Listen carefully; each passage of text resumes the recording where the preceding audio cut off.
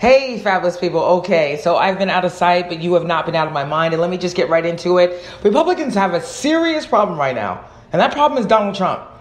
And that problem, if they don't figure out what to do about it, either impeach him, invoke the 25th Amendment, or force him to resign. If they don't figure out how to do that, they are going to go down in burning flames in the next election. And let me just tell you why. Alabama was indicative of the backlash in this country. I think all the other elections were pretty good indicators, but Alabama is the indicator. Now, these are the facts, and those of you can say that this had nothing to do with Donald Trump, or this is really on Roy Moore, it was about the character of the candidate, etc.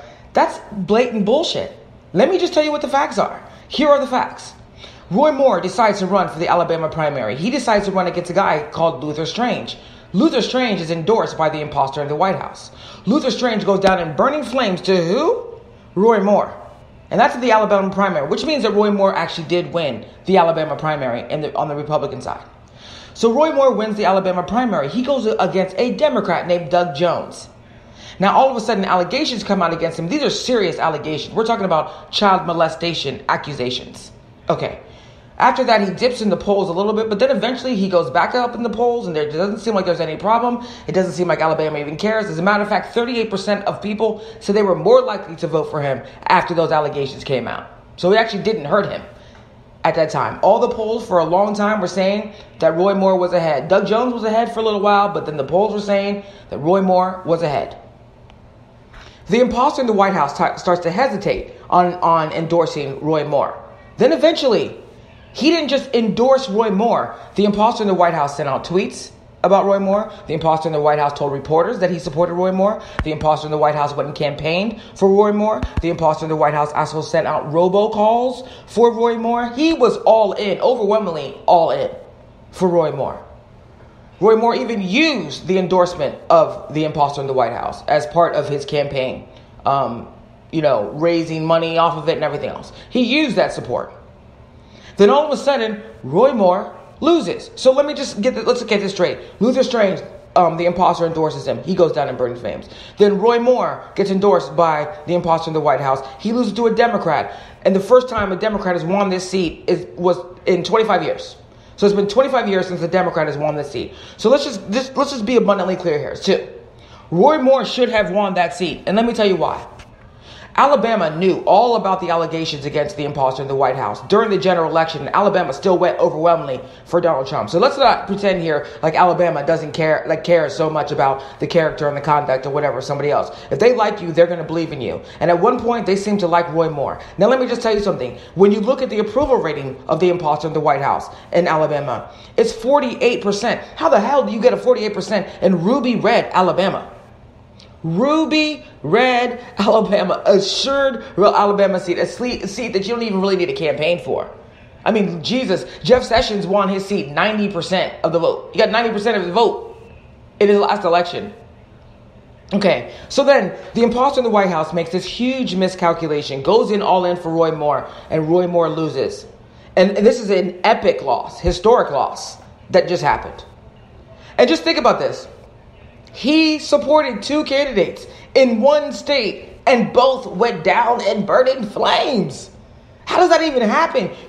When does Alabama only support the Republican president, the populist alleged president, at 48%? Because something is transpiring in this country and the Republicans need to wake up.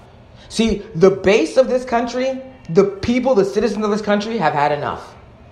When Republicans start to lose elections in places like Alabama, even with the character of the alleged candidate, there is a bigger problem. People keep saying it's about Roy Moore. No, it's not. It is about Trump. It is about the fact that voters are fed up with him also not delivering on the promises he made to them.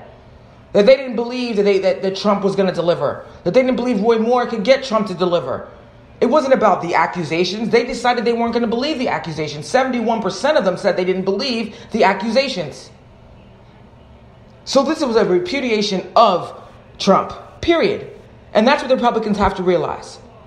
So what have they decided to do? Instead of recognizing that there is a significant problem, their problem is that imposter in the White House, that Donald Trump is their problem, they decided to go forward with a tax scam bill that is literally going to be the most atrocious bill they could put forward as a alleged tax reformation bill. They decide to repeal net neutrality, which is going to have catastrophic consequences, because what you're basically saying is that the internet is no longer free, which has enraged many people in the Trump base. Go to sylviaexpress.com on Monday. I'm going to be posting a whole bunch of regrets. They are so angry. So don't forget to check sylviaexpress.com. But then you have net neutrality. You decide to repeal it. But what else are they trying to do?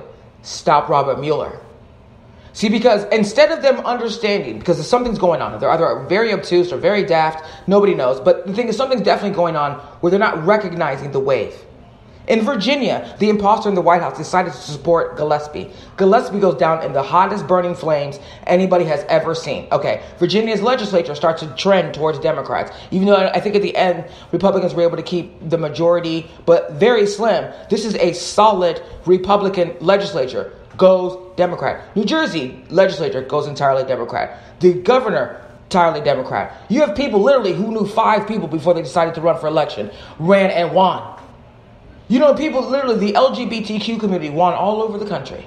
You have transgender people who won all over the country. You have a refugee who won in Montana. Montana, another red state.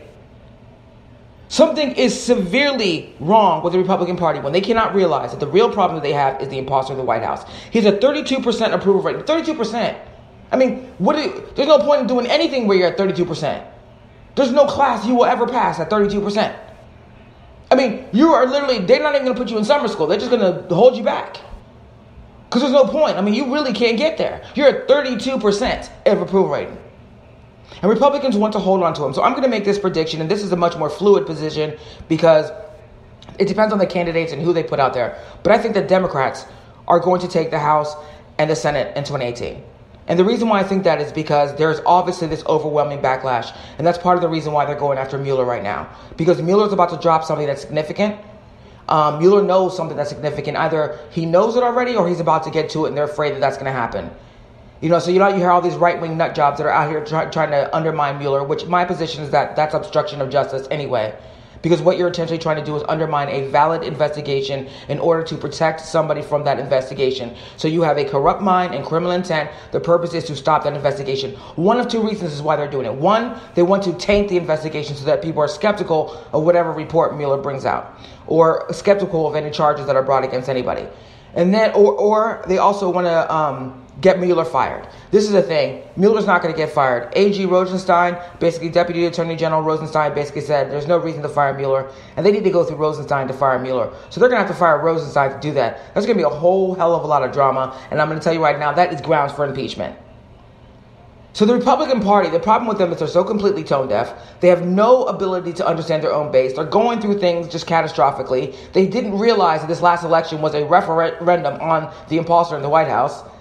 So the thing is, I'm going to sit back and I'm going to chill. I'm going to relax and watch the imposter go down in burning flames. Like, everything's going south of the border at this point. Even if the tax scam bill passes, that's catastrophic for him.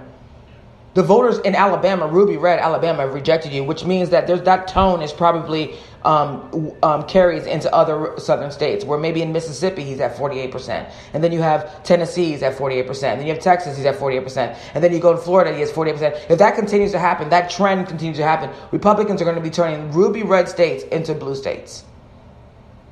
Now that is something that just doesn't happen. Typically, it's a lot easier to turn a blue state to red than it is to turn a red state to blue. So when that starts to happen, which it very well can, knowing that Alabama, when you look at Alabama now, Alabama is blue. Or at least half blue and half red. It's no longer completely red. And if you think Doug Jones couldn't win again, then think again. Think again. Because he can. So I'm going to sit back and I'm going to relax. I'm going to let Mueller do his job. I'm going to continue to call my senators and Congress members just to make sure that they understand that they need to protect that Mueller investigation. And you should do that too, just so we can make sure we can do that. But the rejection of Trump is already there. He's not going to be able to transform America the way that he thought he was going to. He's doing these little crazy things like net neutrality and stuff like that.